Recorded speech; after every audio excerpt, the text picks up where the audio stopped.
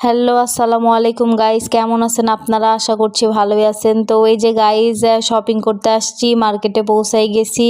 এখনই আসলে মার্কেটে নামবো। আমরা আসলে কি বলবো, মেয়েদের কাজই হলো শপিং করা। আর কিছু না বলি গাইস, অনেকে আবার আমার ওপর আপসেট হতে পারেন। তো এই যে এখানে একটু কাঠবাদাম কিশমিশ এই সেইগুলা একটু নিচ্ছিলাম, তারপরে এইভাবে আস্তে আস্তে সামনের দিকে যাচ্ছিলাম। শুধু আমি একা না, এখানে আপু অনেক কিছু কিনেছে, শপিং করেছে।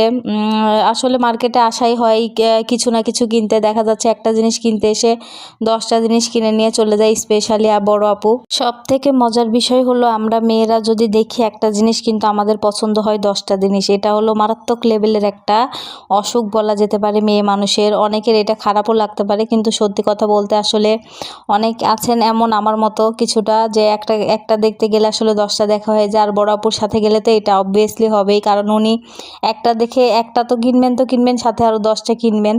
যাই হোক, সব মিলিয়ে আসলে আমরা এরকম মজা করে ফান করে সময়টা কাটাই। আপনাদের সাথে শেয়ার করতে ভালো লাগে, কারণ আমি তো সব কিছু আপনাদের সাথে শেয়ার করি। সো এই আর কি। এখানে আবার এই যে দেখছিলাম অনেক সুন্দর সুন্দর নতুন নতুন সব কাপড় আসছিল, কি বলবো, অনেক কিছুই আসছিল মার্কেটে। সব কিছু ঘুরে ঘুরে দেখছিলাম, যেটা যেটা ভালো লাগে দেখছিলাম। আর কিছু কিছু জিনিস খুঁজে খুঁজে বের করতে হয়, সেগুলোর জন্য তো একটা ঝামেলা প্যারা আছেই। তো জীবনে আসলে প্যারা থাকবেই, মানুষ মাত্রই প্যারা, প্যারা তো থাকবে, প্যারা ছাড়া কখনো জীবন হবে না।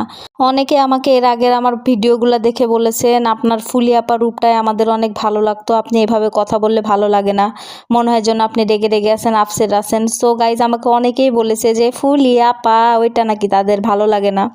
তো সেজন্য এখন একটু সিরিয়াস মোমেন্টে ভিডিও করি। আর সব থেকে মজার বিষয় হলো, আমি এত ফানি একটা মানুষ, আমাকে কেউ সিরিয়াসলি নেয় না। সবাই মনে করে যে আমি এরকম ফান করে করে জীবনটা কাটাই দিব, কিন্তু সত্যি কথা বলতে নিজে একটু চেষ্টা করছিলাম, ট্রাই করছিলাম সিরিয়াস হওয়ার, কিন্তু জানি না বাকিটা আমার জীবনে হয়তো ইতিহাস হয়ে থেকে গেছে। সবাই আমাকে ইতিহাসই মনে করে, কেউ অ্যাকচুয়ালি সিরিয়াস মনে করে না।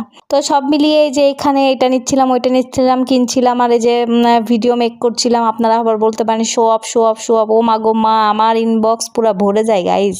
আর আজকাল তো আমার আরও বেশি ভয় লাগে গাইজ, একটু সিরিয়াস হয়ে যদি একটু কথা বলার চেষ্টা করি তো মানুষ মনে করে আমি হয়তো আপসেট, আমার হয়তো কিছু একটা হয়ে গেছে। কিন্তু মজার ব্যাপার হলো, আমি চেষ্টা করছি নিজেকে একটু সিরিয়াস, সবার সামনে একটু শো অফ করার, যে আমি অনেক বেশি সিরিয়াস একটা পার্সন হয়ে গেছি।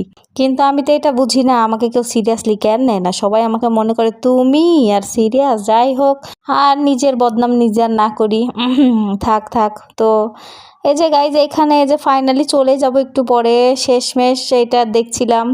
এই যে এটা আপু দেখছিল, আমি তো দেখছিলাম না, আমি জাস্ট ভিডিও করছিলাম। অনেক যে এখানে অনেক বেশি হাফসায় গেছিলাম, তারপরে গাড়ির মধ্যে এসে বসে একটু ভালো লাগছিল।